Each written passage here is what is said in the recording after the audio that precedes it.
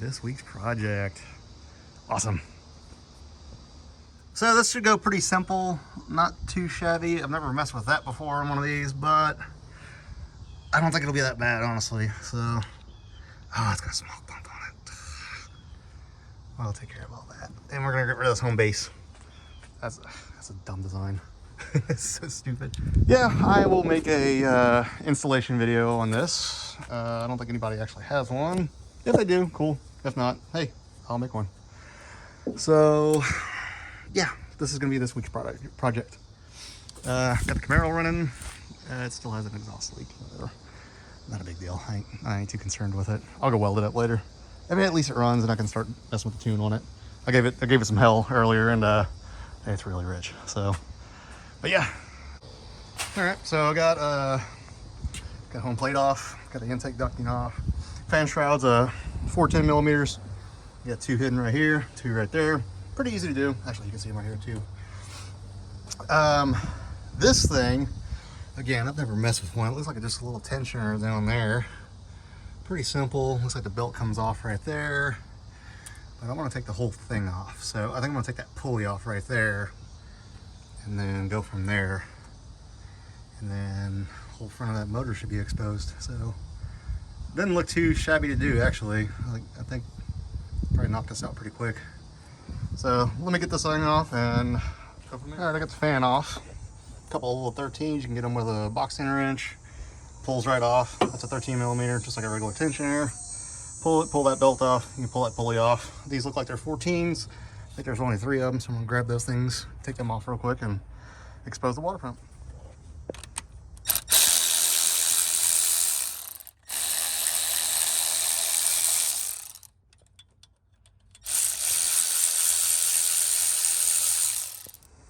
All right, we got this far.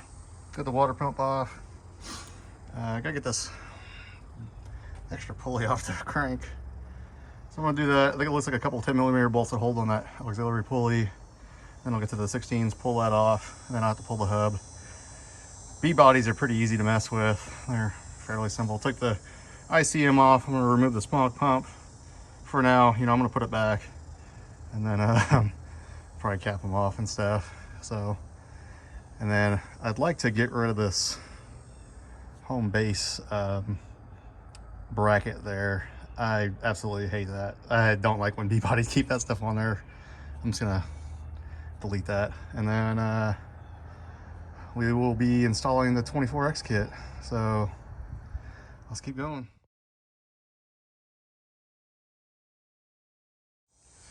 All right, I had to wash this thing, quick rinse with the hose. It's been sitting for a couple months. It had dust and dirt and spiders all in it, so figured I'd clean the front of the engine with the grease. I'm a tuner, I'm not a mechanic. I can't get my pretty hands dirty. So, yeah, tomorrow I think we're gonna delete the smog pump, gonna cap those off. And then I'm gonna take this pulley off right here. I just don't feel like messing with it right now. It's getting kind of late. I'm gonna eat dinner and I'm gonna go relax and watch YouTube videos. That's what I wanna do. And I'm gonna change the MAF out for a bigger MAF. I'm gonna put an F-body MAF on it. I have a F-body elbow for it. We'll just make a little pipe for it right there. I'll probably keep the stock air box. And then I think we're gonna get rid of that mechanical fan too. I noticed, I've never messed with one before, but I noticed that those 3 bolts that I had to take out were actually part of the water pump, and they're actually really long. So I might have to put that bracket back on there. I don't know, I'll have to see. I'll play with it. If not, I think I have some F-body ones. I'll just put them in there. Water pump looks like it's in good shape. Tomorrow I gotta go get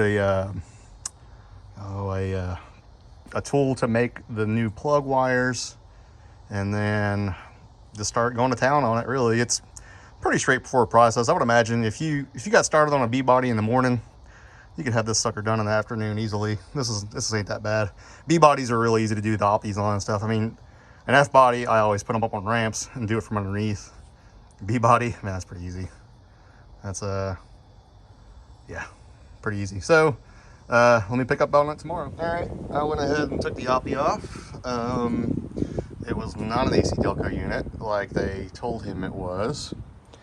I need to get the hub off there. Took the pulley off. It's a couple of 60mm bolts. The little tins came off of the electric impact. I ain't fighting it. I was just like, I think it's got like original plug wires on it. That might be some of the issue too, of it just frying stuff. Like, these things are really hard on the ignition systems, and a lot of mechanics don't want to change them because you got to do this stuff. You got to like route it behind the accessory bracket. It's not that hard. It's just very time consuming. But you can't be lazy about it. Hey, at least they put new seals on stuff so it didn't leak oil. But I'm about halfway there. Took the smog off. I mean, you know, just got, for now, you know, I'm gonna put it back on. Don't worry, EPA. And then I'm gonna cap it all off, and then we're gonna slide that 24X stuff in there, and I'll show you how to shim it, line it up. It's not that hard. You just gotta take your time with it, and then just make sure you don't over shim it, you know, and make sure it actually has some good gap. Make sure the alignment tool's in there, because it's kind of built on a jig. And I'll show you guys. It's pretty neat, pretty trick little setup. All right, this is what I pull the crank hubs off with. Just a standard 3-jaw puller and an extension that you don't really care about anymore because it's gonna break. So slide that sucker in there like that. So this thing is going to get pushed against this right there, so you're not bottoming it out. And just kind of I go slow with an impact, or if you just have a wrench, that's fine. You know, just go slow with it. Make sure it ain't stripping anything out and bending and breaking stuff, and you should be good to go. A reverse process, I'll have to show you that. I've got a actually going to be swapping the hub out, so I'm not sure if I can use my tool or not, but we'll try. I really just use a piece of all thread and some nuts and washers and stuff that Ray Hinton had. He's got posted up on the LT1 page. Kind of neat tool. And it goes a little something like this. So you can see the socket in, or the extension in there. Excuse the dog hair. I have a collie husky mix. He's shedding everywhere. It seriously just pushes. You start turning that thing right there with a 5/8, I think. And then it starts pulling out, and you'll see it kind of pulling out right there. Just take your time. All right, so I tried the 1/2" wrench, didn't work. Had to bust out Big Buford here. That's the best $3 I ever spent on a breaker bar. But you can see it's coming. So we got some fresh spot right there. So about 1 inch more, and I think we'll be out. Well, I got her off. Man, that one's never been off. I can already tell. That thing has never been off. Oh, that thing sucked. I think it bent the tool. So I gotta get a new one. So I'm just taking a breather, taking a little sweet tea break, and then I'm gonna install this ATI hub. I think it's an ATI hub. I'm not really sure. And then actually, I'm probably not gonna do that. I'm probably just gonna make the plug wires. No, scratch that. Let's do the hard stuff first. Hub, front out these spark stuff, then the coils. That's actually pretty easy, all that stuff. But yeah, we're about halfway done, so it'll be running today. We'll make some noise. All right, let's unbox this thing and then we'll get started. So right off the bat, we got a spare crank sensor. That's cool. I guess in case you mess up the yeah, let's see, light drag. See, this is for the spacing. You want some air gap between there. You have an alignment tool, I think, in here. Oh, there's a bunch of shims right there. There are alignment tools in here somewhere. I kind of dug yours earlier. Got the Oppie head unit replacement thingamawhopper. The shims go into here. This whole thing's adjustable right here. Goes in and out, so it'll line up with every crank. Got the wiring harness for the extra plug-in on the PCM. Make your own wires. Got the PCM right here. Plug it and play. Pretty cool. Got the hub with reluctor wheel. Boom. And then there's an alignment tool somewhere. I'll have to find it. I know I saw that thing. It's a little black piece. Just show you. It comes with knock sensors. Oh, there it is. Yeah, right here. A little alignment tool. It actually, you take this out right here, put this in there. kind of align it with these little pins right here. If it's within that area right there, you're good to go. Then you put this shim between it and the reluctor wheel and make sure it has a little light drag. So pretty neat setup. So let's get started on this old B-body. All right, I got the PCM installed, literally plug it in and play.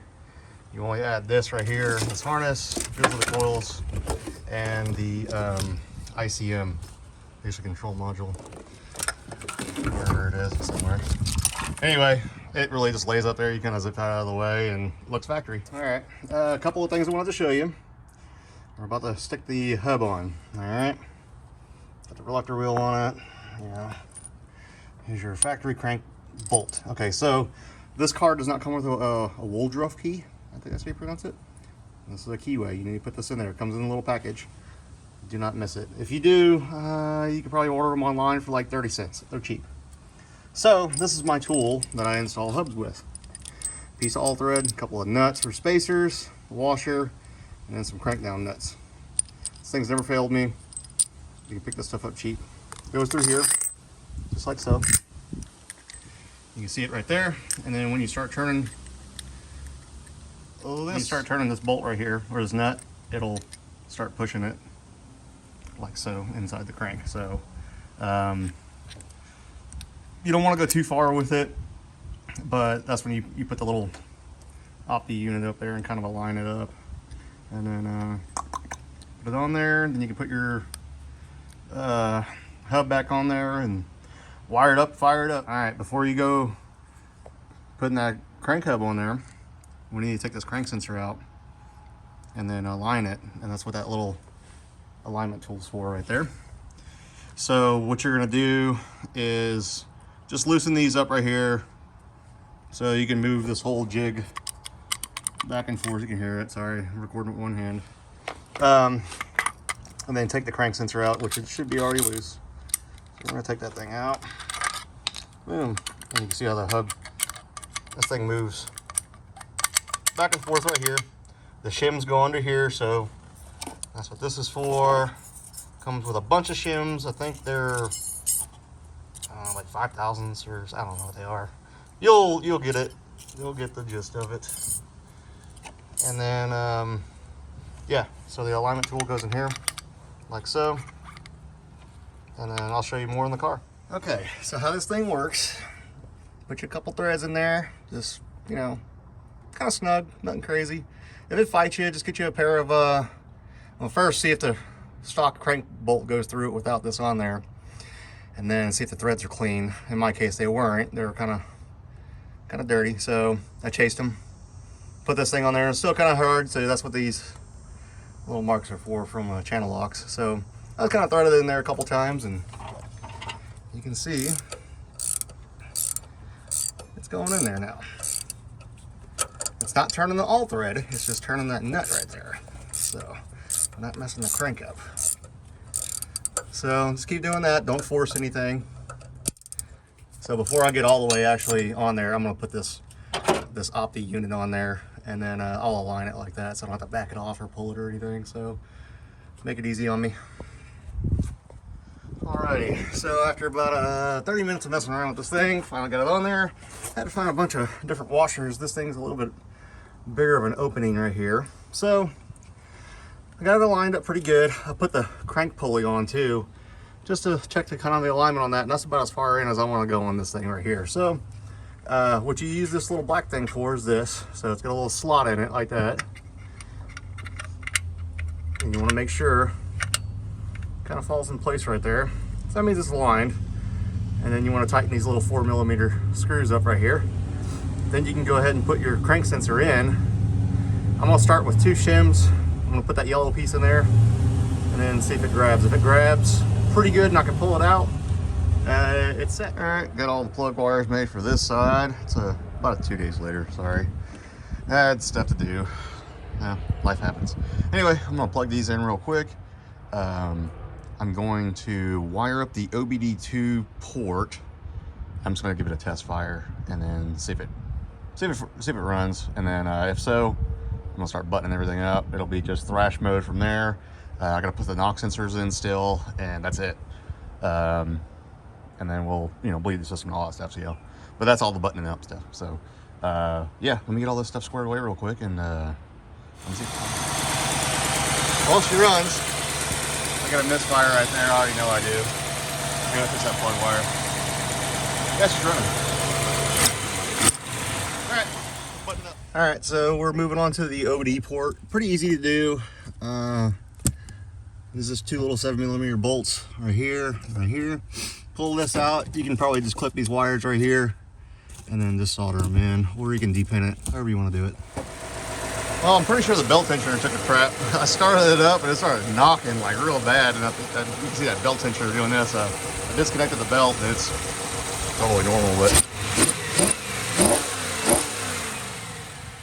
sounds good. I think we're gonna replace that belt tensioner and go for a ride. All right, she's running. Real smooth and quiet like. And then we're gonna go dial in the VE tables like any other car. And I gotta run an errand real quick, but that gives me time to dial this in. So let's go for a ride. Let's see how the trans shifts and everything. We're gonna give her a car wash. She's dirty. Been sitting for a couple months. I figured, you know, why not? $5. Who cares? He paid for it.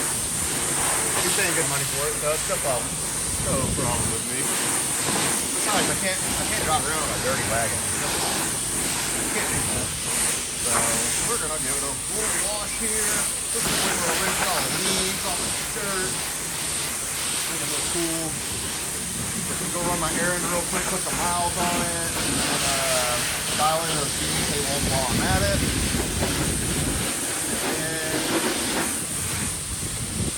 And I gotta figure out the intake system on it.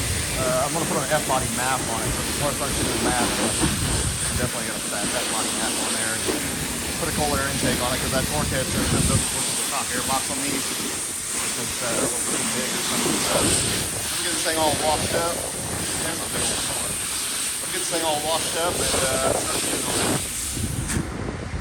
it. You know I gotta spray that stuff on a car. I don't know what it is.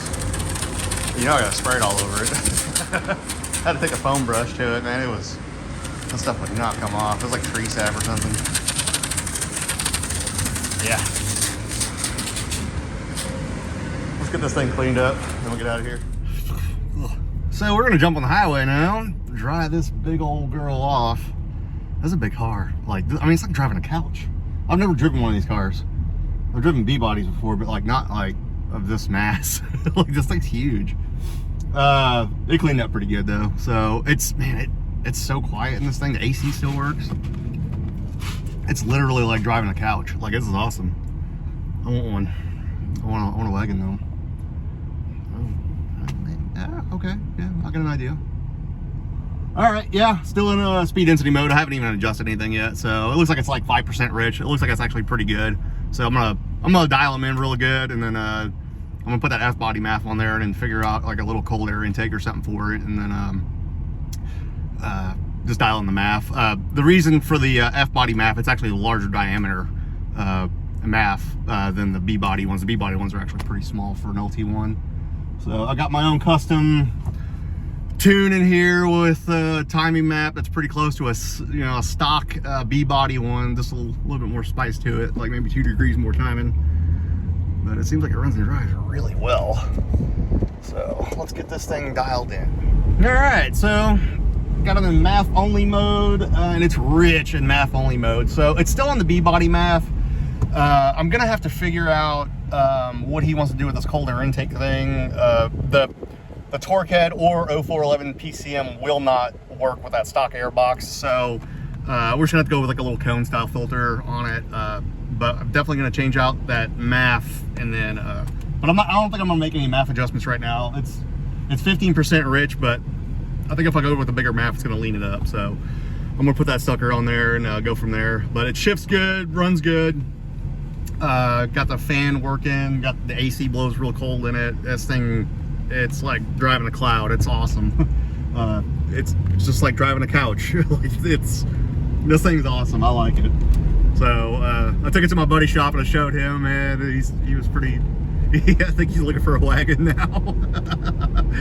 But it's a cool car, man. I dig it. I really do. It's awesome. But yeah, let me finish up this. I think we're gonna call the customer.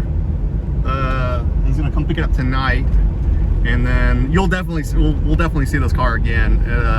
He's definitely gonna. I think he's definitely gonna have to do the cold air intake and then me retune it, and I think it'll be fine. But yeah, I'm gonna give him a shout and tell him to come get it tonight.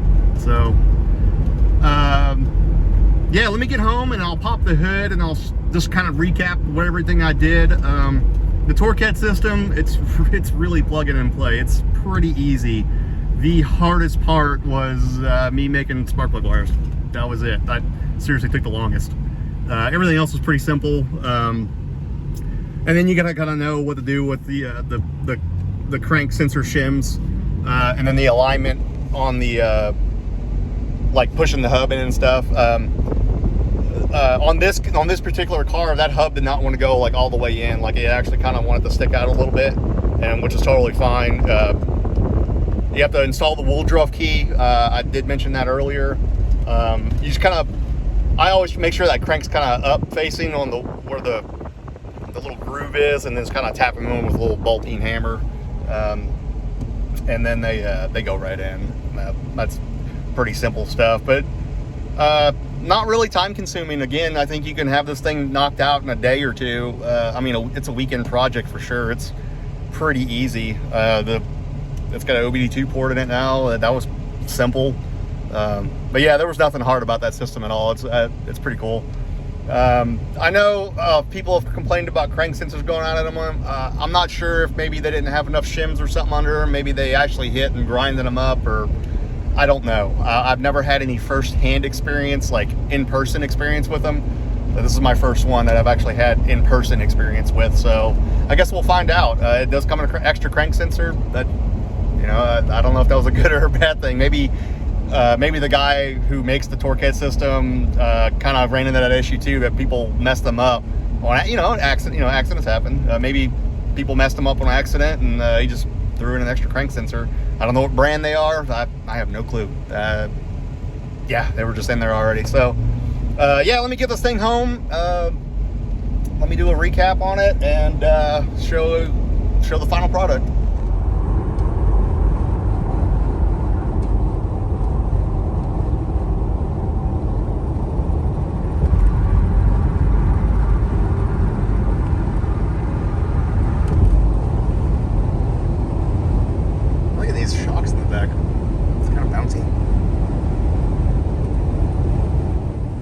Alright, just doing some final tuning on this thing. I was working on the startup and stuff. Got it to fire up real good, not idle high or anything. Got the throttle to come down real good and stuff. Adjusted the speedometer, so we're gonna see if it's correct on the highway. I forgot that these things have like 293 gears from the factory. It had 308s in the tune. So that was off just a tad, but it should be good now. So we're gonna jump back on the highway, head back to Owasso. And then hopefully this thing will be done. All right, she's all done. Put, I don't know, probably 60 to 80 miles on it. I bought some Dex Cool because the guy has Dex Cool in it. I'm not a fan of the stuff, but I'm not draining it out. Oh, I drained it out, but I'm not flushing it. So I didn't want to flush it and put green in there. So I'm going to put what he wants in there. So I'm just going to put the Dex Cool in there. Zero issues. AC works great, doesn't overheat. Didn't miss a beat. I sat in traffic. I drove 80, 85 on the highway. Perfect. The Torqhead bass tune that comes with it is very, very, very conservative. It's totally fine. If you just want to throw it in there and go, it's not going to be at its full potential. Runs slightly rich, not too shabby. This is for a stock vehicle only. If you have a modified vehicle, it's not going to work for you. You're going to need to tune it just like an LT1 that's modified. But for this thing, yeah, it was almost perfect. I did a little trans adjustment, did the speedometer. VE tables were actually pretty good. MAF tables were super rich. Dialed those back in. Adjusted the idle a little bit. It was actually kind of revving a little too high on startup. got it back down to almost stock, you know. It's damn good. So good product so far, but yeah, awesome. Don't worry about that. I gotta clean that stuff up. So again, thanks for watching, guys. Don't forget to hit the like button, subscribe, and until next time.